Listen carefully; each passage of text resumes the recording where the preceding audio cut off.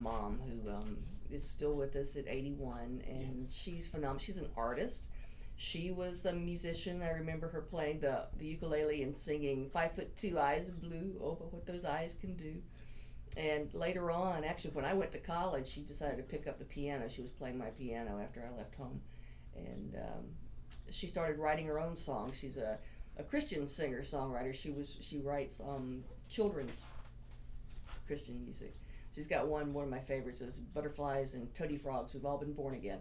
So, but yeah, my mother and dad split up when I was like 2 months old. So, Wow. and this was back in the 50s, Tim, when Okay. women, you didn't get divorced. But Yeah. I mean, it was, So my did that dad's the have one that didn't want to be married, did that have an effect on you and your Yeah, music? well, she was very independent at a time when women weren't expected or even they were kind of looked down on for being independent. Wow.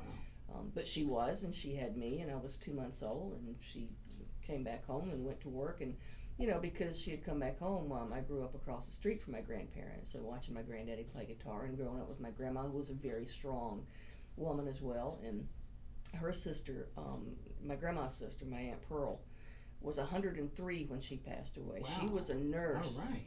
She was a nurse, and when she was in her early days as a nurse, she worked with the Army. She would go out to meet the airplanes with the wounded soldiers, and so she had many a tale to tell.